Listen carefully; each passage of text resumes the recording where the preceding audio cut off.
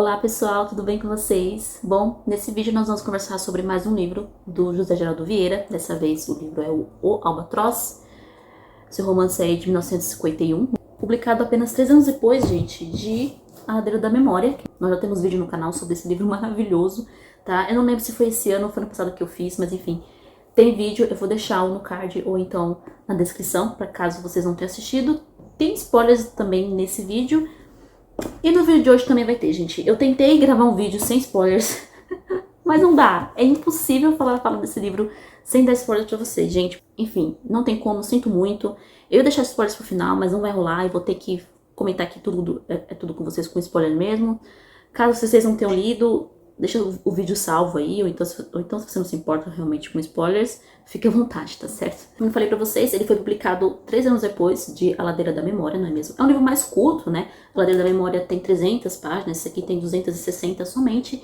E assim, gente, apesar de ser um livro mais curto, não deixa de ser um livro que tem horas que é difícil seguir na leitura, não por conta de dificuldade de vocabulário, nem nada do tipo, mas é por conta da temática, do que tá rolando aqui nesse livro, que tem hora que realmente seu coração fica pesado. E o meu ficou pesado em muitos momentos aqui, enquanto eu tava lendo. Como eu falei pra vocês, no vídeo da Ladeira da Memória, o José Geraldo Vieira gosta de fazer a gente sofrer, não é mesmo? E aqui não é diferente.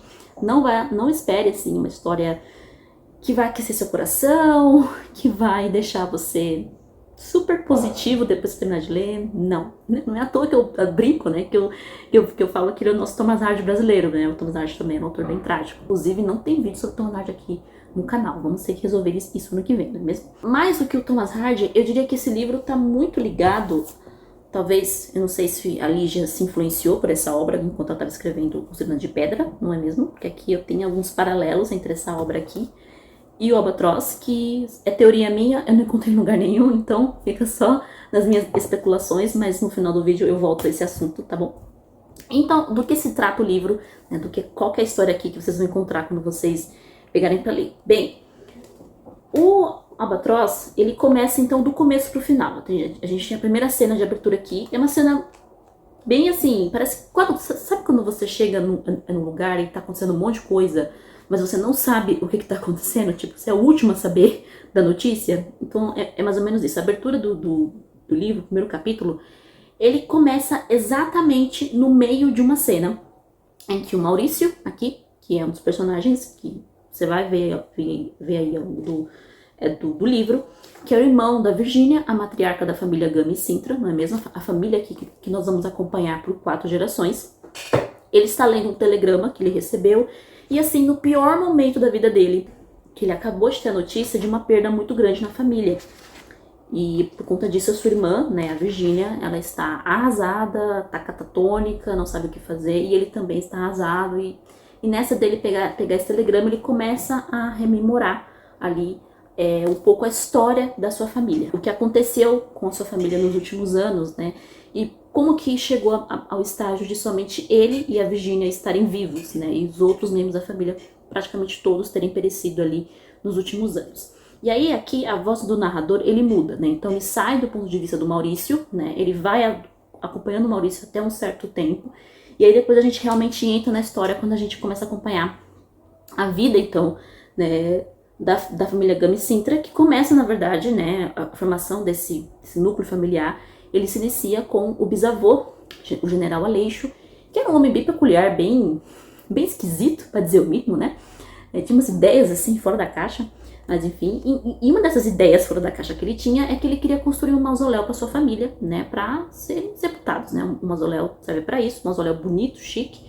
Só que nesse mausoléu, ele construiu, que não eram bem assim gavetas, né, para poder colocar os restos mortais, mas eram mais, pareciam sarcófagos, né, aqueles caixões ali que ele tinha mandado construir. Sei que foi uma confusão danada, passa um tempão aqui um capítulo descrevendo essa confusão do general Aleixo para construir esse mausoléu para sua família. Porém, esse mausoléu nunca vai ser ocupado por ninguém. É basicamente um cemitério vazio, porque nenhum membro da família Gama e Sintra vai ser enterrado nesse cemitério. Então o livro começa nesse tom para você. Então o livro começa nesse tom assim super animador para você, já ir se preparando para o que você vai encontrar aqui. E assim, gente, o autor já te entrega que ninguém aqui vai sobreviver, a não ser a Virginia e o Maurício, assim, desde o começo. É engraçado porque quando você tá no final do livro, e aí a gente chega na parte da cena em que o Maurício recebe o telegrama, é muito legal vocês voltarem pro começo, porque é basicamente a mesma cena, só que descrita de outra forma, não é mesmo? Então o autor ele faz essa brincadeira com a timeline do livro, né, de ir, voltar e etc. E aí então, no caso do General Aleixo, ele constrói, só que nem ele vai ocupar esse mausoléu, porque quando ele é chamado, então, ali, nós estamos aqui no finalzinho do século XIX, começo do século XX já, ele é chamado para ajudar ali na contenda de Canudos, né, na Bahia. Então, todos os personagens aqui, masculinos desse livro, principalmente, vão perecer de alguma forma ligados a um acontecimento histórico, ou do Brasil, ou do mundo. É quase como se fossem muito azarados, ou muito amaldiçoados, porque todos eles, parece que todos eles vão perecer em um desses grandes acontecimentos. E o primeiro que a gente tem aqui, no caso, é o próprio General Aleixo, em que teve lá a contenda de Canudos. Ele tá voltando para casa de navio, da Bahia para o Rio de Janeiro, que eram mais ou menos uns 2, 3 dias de viagem, um pouco mais que isso, né, dependendo da velocidade do navio. E no meio da viagem ele pega então um caso grave de varíola, e não resiste, né, à doença e acaba falecendo, e a próprio pedido dele, ele pede para ser enterrado então no mar, né? Então o corpo dele nem chega no Rio de Janeiro para ser enterrado pela família, né? Ele próprio pede que ele seja mandado ao mar. Bom, mais um aí. Tanto que aqui no próprio livro o autor vai falar assim, então, mais um sarcófago inútil que não vai ser utilizado, não é mesmo?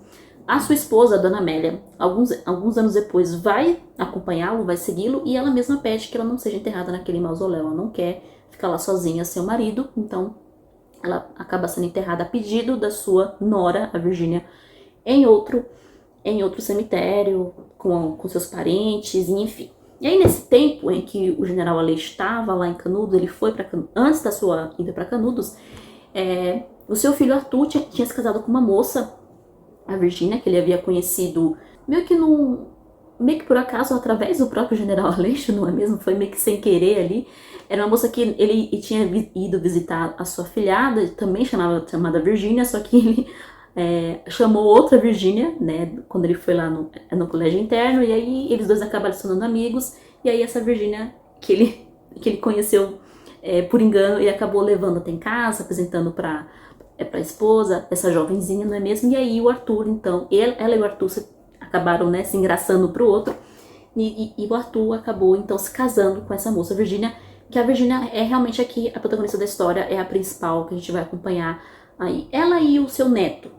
Então a Virgínia e o Arthur se casam e tem um filho, que é o Carlos. O Carlos e o Maurício, eles eram muito próximos, o Maurício brincava muito com o Carlos de barquinhos, né? Então toda a família era envolvida ou com o exército ou com a marinha, então era uma família bem de classe média ali do Rio de Janeiro, tá, gente? Uma família com posses, eles tinham propriedades, etc. Então bem classe média alta mesmo. Então o Maurício, ele tinha muito apego ao seu sobrinho, né, ao Carlos. Então a gente vê o Carlos bebê aqui. E aí nesse que o Carlos tá com um ano e meio, então foi que aconteceu a contenda de Canudos, e nisso o seu avô acaba falecendo. E aí, vida que segue, a história dá um salto até a maioridade de Carlos. Carlos então também ingressa no exército, a própria Virgínia, o Maurício, todo mundo da família fica abalado com a morte do sogro, uma morte repentina, não é mesmo? Ninguém esperava, porque estava esperando ele voltar para casa. Enfim, a morte também da Dona Amélia também deixou todo mundo chocado, mas assim, até aqui, até esse ponto, você fica ok, né?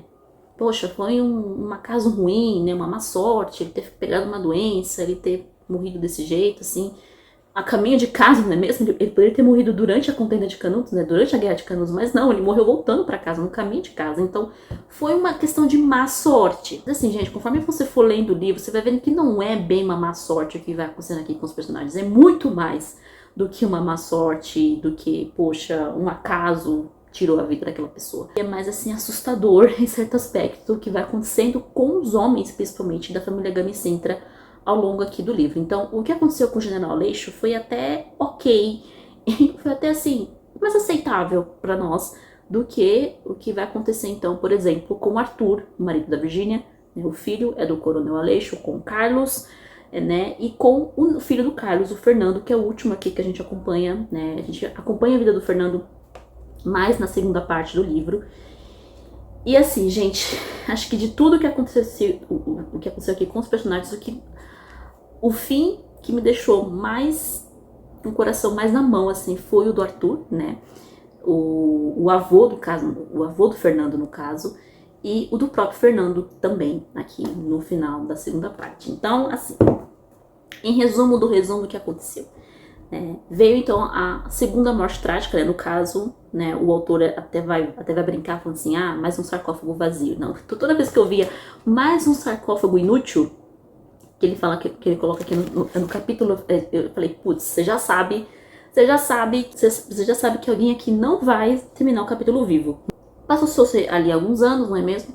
O Arthur, o Carlos era criança, tinha mais ou menos ali, acho que uns 5 ou 6 anos, e o seu pai, que era marinheiro, né, o Arthur, ele então foi chamado de volta, né, para o seu trabalho, etc. Ele ia partir no navio Aquidaban, que estava ancorado no Rio de Janeiro, né, que ia aí para fazer as suas expedições e etc. Ele se despede, acorda um dia, vai lá, se despede da Virgínia, se despede do filho, se despede do Maurício. Era um homem bem bacana. O Arthur aqui é um homem bem interessante mesmo, né? Uma pena que ele não aparece muito aqui no livro, eu queria ver mais aqui dele. É uma coisa que, nesse livro, diferente da Verdadeira Memória, nesse livro aqui vocês vão reparar que os personagens não são tão assim desenvolvidos, no caso da gente conhecê-los muito bem, com exceção da própria Virgínia e do Fernando, não é mesmo? Que eles acabam sendo os protagonistas realmente. Mas eles não deixam de ser interessantes, né? E até foi uma coisa meio, assim, própria do autor, né? De dar esse panorama, né? Se preocupar mais com os acontecimentos, pelo menos na primeira parte, do que com os personagens em si, né? De representar os personagens. Mas enfim, mesmo assim, você fica chocado com o que acontece aqui com o Arthur, gente. Eu tive que pesquisar no Google para saber o que rolou realmente aqui com ele. E aí, eu descobri que o Aquidaban foi realmente um navio brasileiro que explodiu. Assim, do nada, ele estava ancorado, ele estava parado e o navio simplesmente explodiu assim e matou todo mundo que estava dentro daquele navio. Uma das tragédias mais horríveis que aconteceram no Brasil no começo do século XX. E o Arthur estava presente nesse navio no dia da explosão. Foi feita várias investigações, o próprio livro vai dizer, mas ninguém sabe realmente o que aconteceu, por que explodiu, se foi um acidente, se foi criminoso. Enfim, gente, e aí, meus amigos, na morte do Arthur, a Virgínia aqui, ela desaba e você desaba junto com ela, né? Tem até um trecho aqui, na página 82. Isso aqui já tá quase metade do livro já. E aí, com a morte do Arthur, o autor vai dizer assim: Virgínia parecia uma crucificada, com o madeiro ainda por se erguer. Ela tava deitada na cama dela, né? Era como se o seu martírio tivesse começado apenas. Aquela boca ainda sentiria o gosto amargo do fel. Aquele coração seria lanceado. Lançariam ainda sorte sobre o que lhe restasse. Então, claramente aqui uma imagem do próprio Cristo, né? Crucificado na cruz, quando os soldados lançam sorte sobre a sua túnica, colocam vinagre, etc. Então, ele faz essa analogia com a morte de Cristo. E, gente, é daqui pra pior, tá? O que vai acontecer com os outros personagens aqui. E a Virgínia sendo obrigada a ver tudo isso, tá? Então ela vê isso tudo acontecendo com a sua família, com os homens da sua família, e ela não consegue fazer nada. Então a gente fica naquela aflição, você fala, meu Deus, não é possível, ninguém vai escapar, tipo, ninguém vai sobreviver. Nós estamos falando aqui do século XX, não, o começo do século XX foi muito sangrento, foi assim, cheio de acontecimentos trágicos. A gente teve a Primeira Guerra, depois aqui no Brasil também teve várias contendas, a gente teve nossos próprios problemas aqui no começo do século. Depois veio a Segunda Guerra, horrível, que é onde exatamente o livro termina. Ninguém sobrevive.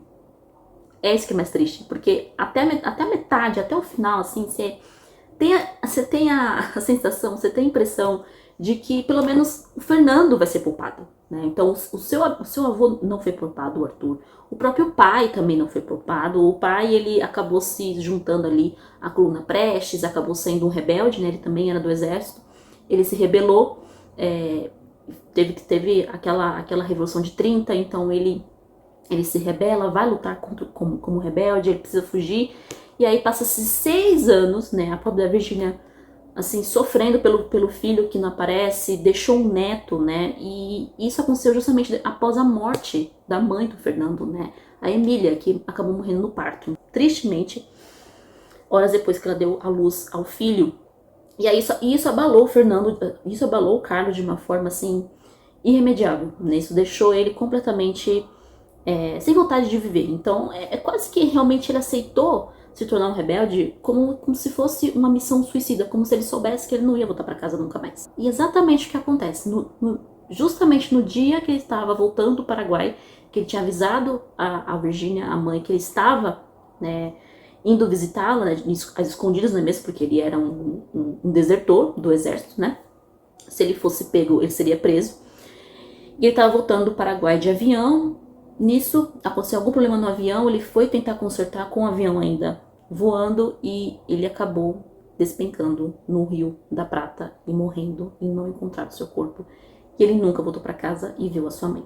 Essa primeira parte, ela dá a gente passa aí por essas 3 primeiras gerações assim de uma forma até que rápida, né? Porque realmente a gente vai acompanhar na segunda parte o Fernando. Então assim, a Virgínia aqui nesse ponto, ela já, né, até fala, então, chega, tem alguma coisa acontecendo, eu odeio o mar, porque todos os homens que eram importantes para mim pereceram no mar, então o meu sogro, o meu marido e agora o meu filho. Então ela começa a perceber que o mar está sempre ligado à morte dos seus entes queridos, né? E aí vem a questão do título do livro, né? O Albatroz também foi tirado do poema do Charles Baudelaire, não é mesmo? Que é um albatroz que foi abatido, né, por um navio e é carregado então por esse navio. E também o albatroz aparece no poema A Balada do Velho Marinheiro, do Coleridge, né? Um albatroz é abatido por esses marinheiros e é feito cativo, só que eles acabam traindo o quê? Mau agouro, má sorte, né? E coisas tenebrosas começam a acontecer com esses marinheiros que estão ali com aquele albatroz feito cativo. E também nesse próprio poema surgiu uma expressão da língua inglesa chamada An Albatross is Around Their Neck, que quer dizer o quê? Né? A imagem de uma pessoa carregando um albatroz no pescoço significa que esse albatroz, né, ele simboliza um fardo que essa pessoa carrega, em que ela não consegue então atingir os seus objetivos por conta desse fardo que ela carrega. Ela não consegue se livrar dele, né, em nenhum momento. E essa imagem do albatroz sendo carregado como um fardo vai se tornar a imagem aqui da própria Virgínia, depois do que aconteceu com o seu marido, né, o Arthur, e com o seu filho Carlos. Então começa aí a segunda parte do livro, em que a gente vai acompanhar então ela, né, como avó, criando o seu neto, o Fernando. E aí a gente, assim, o autor dá umas esperanças para nós em alguns momentos, de que não, o Fernando ele não vai acontecer nada com ele, ele vai conseguir viver aí até a velhice, ele não vai ter uma morte trágica que nem o seu pai, o seu avô e o seu bisavô. A própria Virgínia, ela tenta fugir desse destino, ela tenta fugir dessa sina, né, criando o seu neto de uma forma isolada de todo mundo. Então ela deixa de ter uns amigos ali, mas ele não tem profissão, ele tem tudo do bom do melhor, faz o que ele quer, mas não tem uma liberdade de fazer assim, eu quero ser um marinheiro, eu quero ser um militar, um advogado. Não, ela não permite. Ela dá uma pensão para ele, tipo, cria ele realmente como se fosse um ninho, né, em que ele não pode sair, ter asas e sair voando, tal como um albatroz, não é mesmo? E só que nós estamos aqui então, quando o Fernando atinge a maioridade, acontece uma coisinha chamada Segunda Guerra Mundial. E diferente da Primeira Guerra Mundial, que o Brasil não teve uma participação muito significativa, na Segunda Guerra o Brasil teve uma participação significativa com a Batalha de Monte Castelo. O Brasil acaba enviando um exército para a Itália, para a guerra, etc. E o Fernando então é convocado aí também. E aí, diferente das outras vezes, né, ele demora um pouco para contar para a avó, ele fica relutando, ele conta para a namorada, né, a Nene, ele conta para os amigos dele, mas para a avó ele não conta, né? Ele demora, ele só vai contar no último dia, assim, na véspera dele embarcar então para a Itália. E a avó, meio que sim, a Virgínia meio que aceita, né? Ela fica resignada, né? Só que ela fica com aquela esperança, e nós também ficamos na esperança de que, bom, dessa vez eu vou deixar meu neto ir, eu sou preparada para o que pode acontecer com ele. Eu espero que eu deixando que ele vá, ele retorne. Então, diferente dos outros casos, do seu marido, do seu sogro e do seu filho, né? Ela não quis, ela não queria que eles fossem, e eles foram mortes que ela estava preparada. No caso do Fernando, ela já estava um pouco mais preparada, não é mesmo? Ou não, como a gente vai descobrir nos últimos capítulos da segunda parte aqui do livro, que por mais assim que ela tivesse preparado, tivesse resignada, que ela tivesse entregue o seu filho em sacrifício, não é mesmo? Olha a imagem bíblica voltando aqui, exatamente como aconteceu no final da parte 1, né, dela deitada na cama como se tivesse sido crucificada. Então ela meio que entrega o seu filho, o seu neto, o seu neto, então sabendo o que vai acontecer, não é mesmo? Ela entrega o seu neto, ela aceita que ele vá na esperança de que ele retorne, né? Pelo fato dela ter entregue de boa vontade o seu neto, de que a vida a recompensasse depois de tudo que ela passou. Mas aí, meus amigos, a gente está falando aqui, a vida muitas vezes não vai recompensar a gente se a gente faz um ato bom, um ato assim de sacrifício por alguma coisa, por alguma causa. E isso é muito triste a gente constatar nesse livro aqui também. E o Fernando vai, né? E aí a gente acompanha ele um tempo, lendo os diários dele. E aí os diários dele acabam, do nada, assim, meio que de forma abrupta, né? E a gente volta então para a Virgínia e o Maurício. E aí chega a notícia de que o Fernando tinha desaparecido. Daqui pra frente a gente vai viver uma agonia tão grande, porque a gente sabe o que aconteceu, mas a gente não quer acreditar e a gente tem aquela esperança de que não vai ser esse destino dele, né? No caso, o Fernando acabou sendo então morto durante a batalha do Monte Castelo. Assim que ele chegou lá, ele foi metralhado e o seu corpo ficou perdido em um tempo, até que 2 meses depois, né, o exército brasileiro conseguiu localizar o corpo do Fernando e só foi então confirmar para a avó, né, e para o seu tio-avô, né, o Maurício, da morte dele em fevereiro. Ele morreu em dezembro e só foi descoberta a sua morte, foi confirmada a sua morte em fevereiro. Então a gente passa aqui 2 meses, acompanhando 2 meses do Maurício e da Virgínia, tendo esperança de que ele tá vivo, para no final a gente ser tapeado que ele não está vivo, não, ele não fugiu da sina, é da família dele. E assim, gente, por mais trágico, por mais dolorido que seja ler essas últimas partes, os últimos capítulos aqui do livro, aqui tem um dos trechos mais lindos que eu já li na minha vida. Eu até marquei aqui, que eu acho que resume bem o livro, né? E qual que é a ideia desse livro aqui, se eu não consegui passar para vocês até agora. O velho Nunes, né, que era o avô, se não me engano, era um avô também do Fernando, vai dizer assim, tá uma cena em que a Virgínia e a Nene, né, que é a namorada do Fernando, estavam abraçadas, estavam chorando juntas, né, e ele fala assim, bem no finalzinho, ficaram ali sempre, de atalaia, vigiando, disse o velho Nunes a Maurício. E ao ouvir o pranto de ambas, acrescentou, não são 2 figuras mitológicas, não, são 2 mulheres mesmo. E o que as põe perplexas e desatinadas é a verificação de que o amor não pôde salvar as gerações que este século imolou. E aí, vai dizer depois, mais pra frente, ainda na última página, os 2 desceram para o estúdio, onde encontraram Júlio isurto e guedelhudo entre 2 projetores, observando a raiz secular que trouxera da mata. A certa distância das estátuas, o imenso tubérculo pardacento parecia uma ave morta, devolvida pelas ondas, inerte, no litoral. Um albatroz, talvez. E aí o livro termina. E aí, gente, da história é isso. Eu gostei muito. Não se tornou o meu favorito do autor. O meu favorito continua sendo o Oradeira da Memória, mas esse livro aqui foi uma leitura maravilhosa, apesar de doída, apesar de triste, apesar de ter me deixado assim até um pouco sem esperança por algumas coisas na vida, não é mesmo? Mas é um livro muito bonito. Toda a prosa lírica do autor tá aqui presente, então toda aquela prosa maravilhosa que a gente ama em Ladeira da Memória tá aqui também. E essa prosa lírica, ela nos conforta, né? Nós leitores que estamos acompanhando esse livro, né? Coisa que o autor não dá para os seus próprios personagens, né? Nenhum personagem aqui é confortado. E nenhum personagem aqui é confortado, mas nós somos, porque o texto dele, ele nos embala.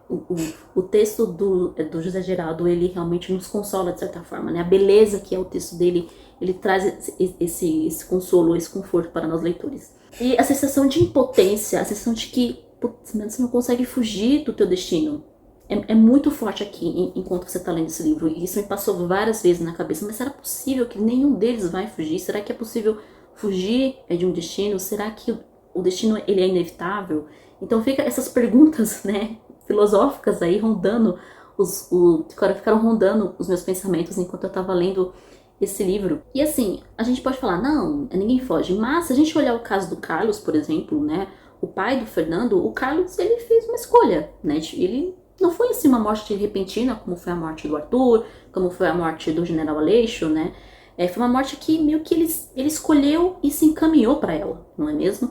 Né? E o Fernando foi a mesma coisa. Ele não precisava ter ido, né? Tem um momento aqui que ele vai conversar ali com o seu superior e fala assim, olha, eu não sabia que você era o único neto da Dona Virgínia. Se eu soubesse, não tinha te chamado aqui, né? Você pode voltar para casa se você quiser, você não é obrigado, né? E etc. E o Fernando, não, eu vou, né? Então, assim, ele também escolheu esse destino. Então, né, o destino, ele pode ser inevitável, mas ele também precisa de nossas escolhas. Então, não é algo assim tão arbitrário. Gente, tem trechos aqui maravilhosos. Esse trecho do final que eu li pra vocês é um dos trechos, se não for o trecho de literatura mais lindo que eu li na minha vida. Tem uma outra cena também, quando a Nene, né, que é a namorada do Fernando, aparece na casa e ela encontra a Virginia e as duas se encontram pela primeira vez naquela situação, não é mesmo? Lá na página 253 também é belíssimo. A imagem que o autor constrói aqui é belíssima. E é isso, o Albatroz nada mais é, na minha opinião, né, do que uma crônica realmente triste, uma crônica do que foi o triste início do século XX. Ceifou tantas vidas, e aqui representadas, nessas vidas aqui sendo representadas pela família Gama e Sintra, né, que sentiu o impacto dessas guerras, dessas evoluções aí ao longo de toda a sua geração. Aí, por fim, gente, antes de eu encerrar o vídeo, já ia me esquecendo, como eu falei pra vocês, eu acho que a Lígia pode ter sido influenciada pelo Albatroz enquanto ela estava aí escrevendo o Cidadã de Pedra. Eu posso estar errada, tá, gente? Eu posso estar especulando aqui uma coisa completamente errada, mas por enquanto eu mantenho essa opinião. Porque aqui no Cidadã de Pedra nós temos uma personagem também chamada Virginia. Também ali meio que uma outsider na sua família, né? Então é também uma história de família aqui também. E o próprio título, né, o Cidadã de Pedra, é uma alusão às estátuas de pedras que haviam na casa onde é da família dela, né? E aqui também nós temos essas mesmas estátuas de pedra aparecendo, não iguais aqui do livro, mas há uma alusão de estátuas gregas que foram construídas no jardim aqui da casa da Virginia, onde ela morava então com o seu neto, né? Aqui na segunda parte, que é muito parecida aqui também com o que acontece aqui no Cidadã de Pedra. Aqui não é tão trágico, aqui é menos trágico, tá? Não é tão assim aquele sentimento de impotência, de tragédia que nós temos no Albatroz, mas mesmo assim, essa família aqui, ela passa por uns poucas e boas, uns maus bocados aqui também. Não no mesmo nível aqui do Albatroz, mas também não é uma família feliz, não é uma família assim que só tem coisas maravilhosas acontecendo, não. Baita romance, tá, gente? Vale muito a pena. Se vocês nunca leram o Cidadã de Pedra, leiam. Infelizmente, ainda não temos vídeo no canal sobre o Cidadã de Pedra, porque eu li antes de criar o canal. Mas eu pretendo reler, sim, pra fazer um vídeo pro canal. E aí, quem sabe, muito em breve. Não sei esse ano, não prometo esse ano ainda, mas vai ter vídeo aqui no canal com certeza. Vale muito a pena ler esse livro. E fica aqui a minha recomendação, tá, gente? Leiam, por favor, o Albatroz. Se você já leu A Ladeira da Memória, você vai gostar. É do Albatroz, né? O A Ladeira, como eu falei, continua sendo o meu favorito, ainda imbatível, na mesa é muito lindo. Apesar de que esse livro aqui eu acho ele um pouquinho mais otimista do que esse. Esse eu acho mais trágico ainda, mas enfim, belíssimo, belíssimo, muito bem escrito. Talvez um dos textos mais lindos que eu li esse ano, disparado, realmente foi o texto aqui do Albatroz. Vale muito a pena, fica aí a recomendação de leitura. E eu vou ficando por aqui. Eu vejo vocês então no próximo vídeo. Um beijo pra vocês e até mais.